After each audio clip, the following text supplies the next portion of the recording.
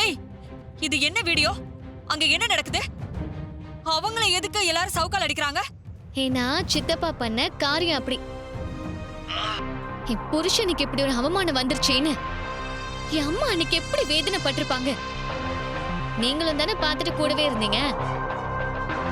ஆனா இன்னைக்கு சித்தப்பாவோட லட்சணத்தை பாத்தீங்களா? இங்க பாரு, அது என்ன சித்தி பதில் பேச முடியலையா? என்னமோ என்ன பகச்சுக்கிட்டதாலதான் உன் கார்த்தி மாமா இந்த வீட்டை விட்டே வெளியே போய் நிக்கிறாருன்னு சொன்னீங்க. ஆனா இப்ப நடந்ததை யோசிச்சு பாருங்க.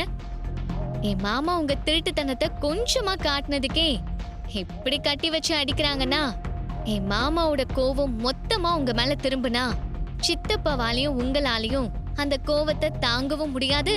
சித்தப்பாவால தாக்கு பிடிச்சு இந்த ஊர்லயும் இருக்க முடியாது. என்ன ரேவதி, மிரட்டுறியா? இல்ல உன் மாமே சொல்லி கொடுத்தத இங்க வந்து பேசிட்டு இருக்கியா? எங்க அனுபவத்துல பாதி கூட இல்ல உங்க வயசு. நாங்க யாருன்னு இன்னும் உனக்கு சரியா தெரியல. நான் உங்களை மிரட்டல சித்தி. ஊருக்கு முன்னாடி பெரிய மனுஷனா காட்டிக்கணும்னு நினைச்சா மட்டும் போதாது. பெரிய மனுஷனுக்கு இருக்கிற குணத்தோட இருக்க தெரியணும். இது பாரு சிவனாண்டி, நீங்க 2 பேரும் பண்ண காரியம் சாதாரண காரியம் இல்ல. கோவில் நகைகளை திருடி அதை இன்னொருத்தனுக்கு கைமாத்தி விடணும்னு நினைச்சா உங்க புத்திக்கே உங்களை ஊரை விட்டு ஒதுக்கி வைக்கணும். இத பாருங்க, உங்க 2 பேருக்கும் இதான் கடைசி வாய்ப்பு. இதுக்கப்புறமும் ஊருக்குள்ள குழப்பம் வர மாதிரி நடந்துக்கிட்டீங்க, நம்ம ஊருக்கார பயலுகன்னு கூட பார்க்காம உங்களை ஊரை விட்டே ஒதுக்கி வச்சிருவோம். அது மட்டும் இல்ல, உங்களை ஓட ஓட அடிப்போம். புரிஞ்சதா?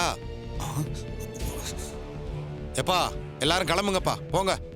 எல்லாரும் போங்க.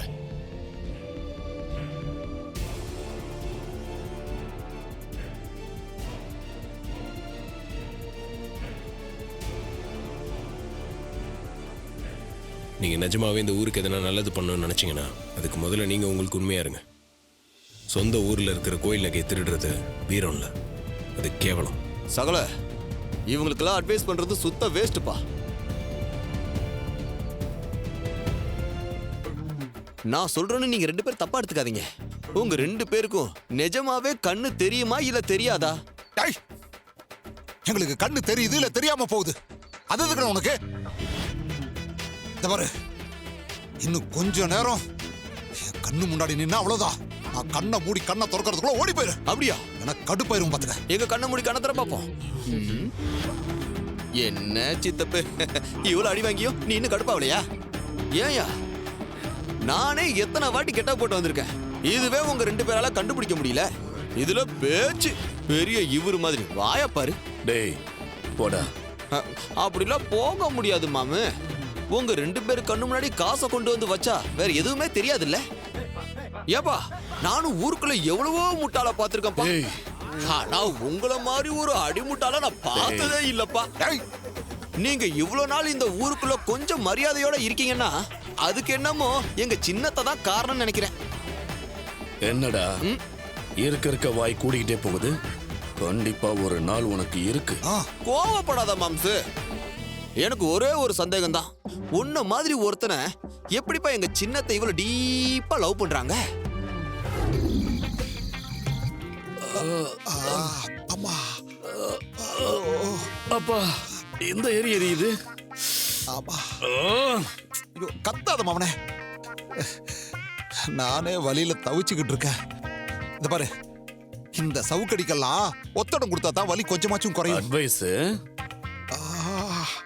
ஊர்க்கார பையெல்லாம் நம்ம மேல செம்ம கடுப்புல இருந்திருப்பானுங்க போல. இதான் சாக்குன்னு விட்டு வெலாசிட்டானுங்க.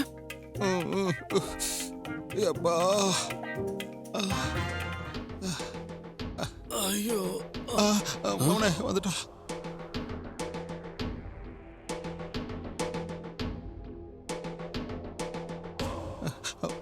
மாமனே,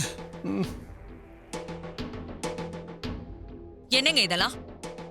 வந்தவன் யாருன்னு தெரியாத அளவுக்கு இப்படியா முட்டாளா இருப்பீங்க? தோ இங்க நிக்கிறார பெரிய மனுஷன், இவரை கேளு. நான் முன்ன பின்ன தெரியாதவங்கிட்ட வரவு செலவு வச்சுக்க வேண்டான்னு படிச்சு சொன்னேன். இந்த மனுஷன் 5 கோடி 5 கோடின்னு சொன்னதும் வாயை பொளந்துக்கிட்டு நம்பிட்டாரு. ரொம்ப வலிக்குதாங்க? வலிக்குதாவா? அந்த மயில் வாகனம் இப்படி ஒரு காரியத்தை பண்ணிருக்கான். அதுக்கு அந்த கார்த்தி மூளையா இருந்திருக்கான்னு நான் கொஞ்சம் கூட யோசிக்கவே இல்லை சந்திரா. அதான் ரொம்ப வலிக்குது. ஒரு நிமிஷம் இருங்க வரேன். சந்திரா, அம்மா ஆ, அதை விடு சந்திரா. கலச பூஜையும் போச்சு, கும்பாபிஷேகமும் கைவிட்டு போயிடுச்சு. அதெல்லாம் கூட பரவாயில்ல, என்னால ஊருக்குள்ள வர முடியாத மாதிரி பண்ணிட்டானே. அதை நினைச்சாதான் அந்த கார்த்திய ஒண்ணு இல்லாம பண்ணணும்னு வெறியா இருக்கு. கார்த்தியை மட்டும் இல்லைங்க, அந்த ரேவதியும் சேர்த்து வச்சு ஏதாவது பண்ணணும். ஆ, ஆ.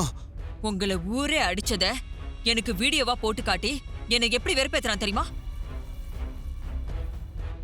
அவங்க 2 பேரும் வெளியில வேணா பிரிஞ்சு வாடுற மாதிரி நடிக்கலாம், ஆனா திருட்டுத்தனமா சந்திச்சுக்கிற உண்மைய எங்க அக்கா கிட்ட சொன்ன, அவ கண்டிப்பா அவங்கள சும்மாவே விட மாட்டா. கரெக்ட் தான். நாம கார்த்திய பழி வாங்கணும்னா ரேவதியை ஏதாவது பண்ணணும். அவளுக்கு வலிச்சா மட்டும்தான் இவனுக்கும் வலிக்கும். நாம 2 பேரையும் பிரிச்சு நாம படுற அதே வலியும் வேதனையையும் அவங்க 2 பேரும் அனுபவிக்கணும். அவங்களும் இதே மாதிரி பிரிஞ்சுதான் வாழணும்.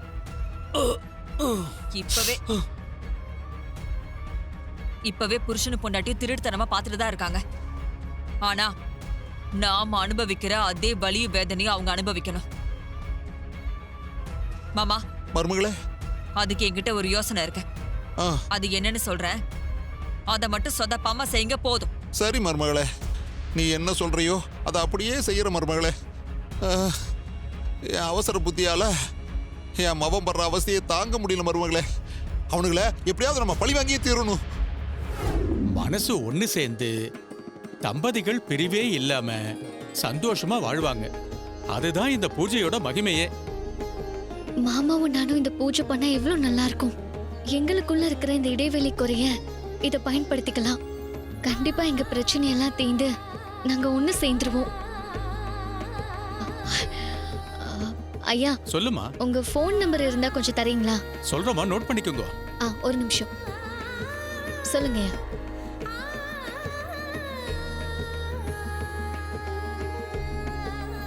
இந்த பூஜை நீங்க எல்லாருக்கும் பண்ணி வைப்பீங்க தானே? தாராளமா எல்லாருக்கும் பண்ணி வைக்கிற பூஜை தான்மா.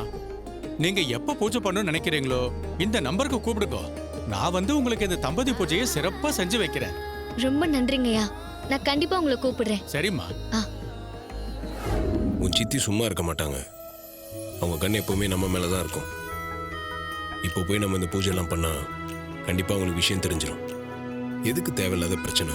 மாமா, அப்போ உங்களுக்கு பூஜை பண்றது பிரச்சனை இல்ல, அந்த பூஜையை இங்க பண்றதுதான் பிரச்சனை. ரெண்டும் தான். இப்போ இதெல்லாம் தேவையில்லைன்னு தோணுது. எதனா பிரச்சனை ஆயிட போகுது ரேவதி.